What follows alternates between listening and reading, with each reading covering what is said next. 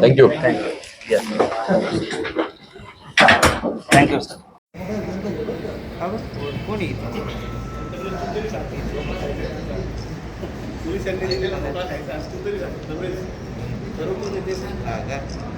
ठीक आहे.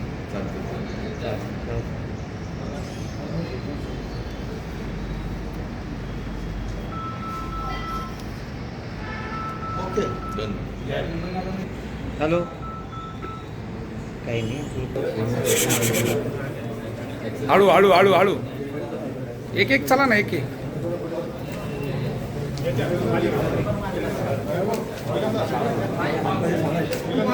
आपा चाल ना.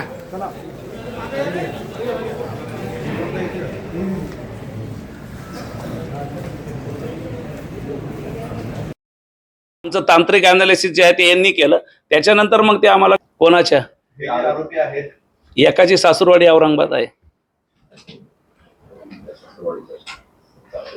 आणि हा जो फिर्यादीचा वापर झाला होता तो कुठला व्यवसाय करतो, म्हणजे कार डेकोर आहे आणि प्रॉपर्टी माहिती की डेमोक्रेसीमध्ये तो 10% का काहीतरी आहे, आता पर्सेंट नाही माहिती, पण त्याच्यातही तो हे आहे. पोलीस स्टेशनला कंप्लेंट नाही केली. नाही त्यांनी ते बनाव केला की त्यांना सांगा. दिनांक 4 एप्रिल 2025 रोजी दुपारच्या वेळेला आपल्याकडे काठेगल्ली सिग्नल म्हणजे मुंबई नाका पोलीस स्टेशनच्या हद्दीमध्ये एक गंभीर इन्सिडेंट घडलेला होता. त्याच्यामध्ये एक बिझनेसमन निखिल दर्याणी त्यांचं नाव आहे, त्यांना किडनॅप करण्यात आलेलं होतं. काही गुन्हेगारांनी त्यांना किडनॅप करून त्यांना शहरामध्ये आणि शहराबाहेर काही ठिकाणी फिरवलं. त्याच्याबरोबरच त्यांना थ्रेटन केलं वेपन लावून आणि त्यांच्याकडून खंडणीची मागणी केली आणि त्यांच्याकडून साधारण 15 लाख रुपये हे वसूल केलेले होते. त्या कंप्लेनंट आपल्याकडे त्याच दिवशी रात्री त्या जे क्रिमिनल्स होते त्यांच्याकडून पळून जाण्यास यशस्वी झाला आणि आपल्याकडे संध्याकाळी थोडं रात्री ही केस रिपोर्ट झाली. त्याच्यानंतर मुंबई नाका पोलीस स्टेशन आणि क्राईम ब्रांच यांच्या टीम्सला ॲक्टिवेट करण्यात आलं आणि जसं आपण बघताय crime branch unit 1 Nashik police, त्याचबरोबर हे मागे आमचे जे युनिट 1चे सर्व अधिकारी अंमलदार उभे आहेत, त्यांनी अहोरात्र कष्ट करून म्हणजे जोपर्यंत डिटेक्शन होत नाही तोपर्यंत कोणीही झोपलेलं नव्हतं. अशा प्रकारे त्यांनी हा गुन्हा डिटेक्ट केलेला आहे. गुन्हा डिटेक्ट केलेले जे आहेत त्याच्यामध्ये 4 आरोपी आत्तापर्यंत अटक झालेले आहेत. त्याच्यामध्ये 2 आरोपी जे आहेत ते हा गुन्ह्यामध्ये ज्यांचा सहभाग होता आणि 2 आरोपी जे आहेत त्यांनी या गुन्ह्यासंदर्भात टीप दिलेली होती. त्याच्यामध्ये एक आरोपी अजून ॲब्स्कॉन्डिंग आहे आणि त्याचा तपास आणि त्याला अटक करण्याचे प्रयत्न चालू आहेत. लवकरच आम्ही त्याला अटक करण्यात यशस्वी होऊ. नाही, मला वाटते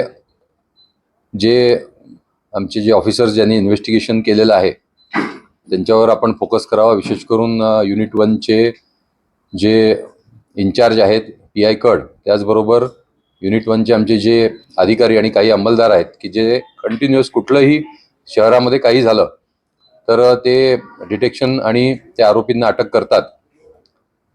तर त्यांना मी विनंती करीन की एकतर आपण लिमिटेड सांगा युनिट इन्चार्ज, आणि बाकीचं जे आहे ते ही पूर्णपणे ब्लाइंड केस होती आणि आम्हालाही सुरुवातीला हाच संशय आलेला होता की हे ॲक्च्युली हे खरं आहे का नाही आहे, का हा बनाव केला जातोय.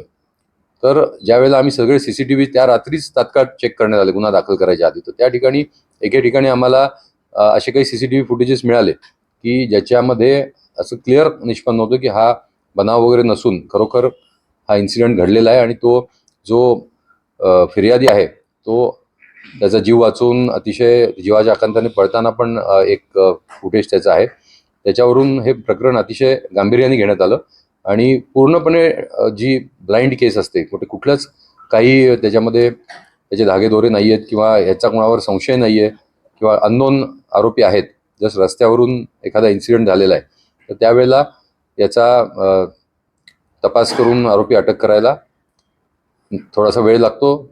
जर केस लगेच त्याचे काही धागेदोरे मिळाले तर नाशिक पोलीस 24 किंवा 48 तासामध्ये आतापर्यंत आम्ही डिटेक्शन आणि अरेस्ट करत आलोय. पण ज्या पूर्णपणे ब्लाइंड केस आहेत त्यामध्ये साधारण आठवड्याभराचा अवधी मला वाटते खूप कमी अवधी लागलेला आहे या पूर्णपणे ब्लाइंड केसला सोडवायला, आणि अतिशय उत्कृष्ट कामगिरी या सर्व टीमनी केलेली आहे. स्ट्रॉंग क्राईम रेकॉर्ड आहे. एक आरोपी आहे त्याच्यावर अटेम्प्ट टू डेकॉयटी 399चे 3 गुन्हे आहेत. साधारण 18 का 19 गुन्हे त्याच्यावर आहेत. रॉबरीजचे गुन्हे आहेत आणि त्याच्यामध्ये त्या रेकॉर्ड प्रमाणे पुढची प्रोसेस होईल. मला घेण्यासाठी मी आलेलो नाही, मी इकडे या सर्वांचं कौतुक करण्यासाठी म्हणून आलेलो आहे. त्यामुळे माझा रोल ह्याच्यामध्ये जो आहे तो यांना प्रोत्साहन देणं आणि यांनी चांगल्या कामाचं यांचं अभिनंदन करणं आहे. पण खरं काम जे केलेलं आहे ते युनिट 1 चे जे सर्व आमचे अधिकारी अंमलदार मागे उभे आहेत, त्याचबरोबर युनिट 1 चे इन्चार्ज PI कड जे माझ्या बाजूला बसलेले आहेत. 4 तारखेला दुपारी 3:30ला चालू झाली होती. त्यांनी असं सांगितलं की ते अगोदर इगतपुरीकडे गेले, पण त्याच्यामध्ये आम्हाला घोटी टोल नाका क्रॉस झालेला नव्हता, त्याच्यामुळे आमची अडचण वाढली होती. त्यानंतर ते परत सेवा मोटर्सपर्यंत गरवारेपर्यंत आली होती एक गाडी, आणि एक गाडी बेलगाव तराळे तिथून लयवीतून भगूरून देवळाली कॅम्पवरून नाशिक रोडहून परत ते पातळी फाटा तिकडे गेले होते.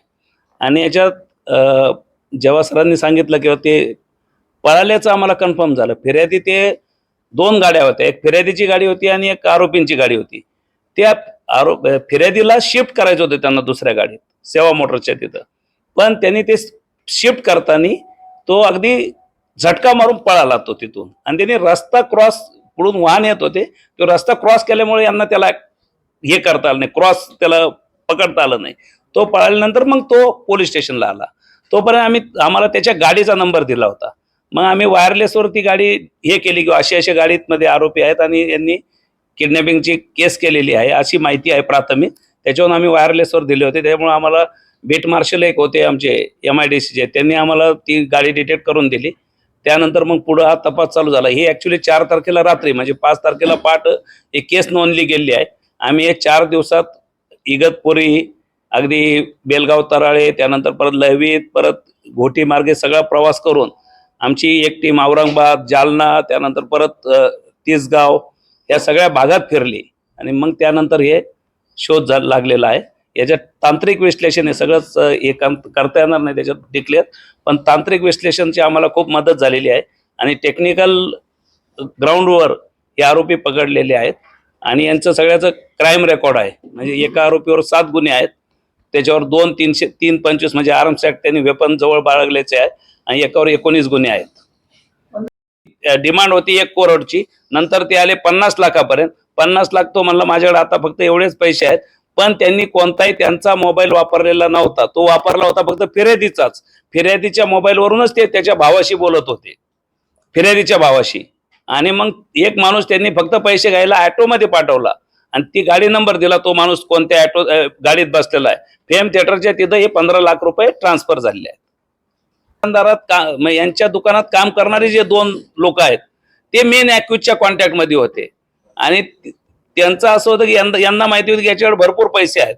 तो लँड याचं पण काम करतो, म्हणजे प्रॉपर्टी डिलिंगचं, आणि कार डेकोर पण आहे त्याचं. आणि यांना माहिती होतं की याच्याकडे कधी पण कॅश असते कायम. सक्सेस नाही झालं त्यांचं. आरोपी अटक व्हायचा आहे.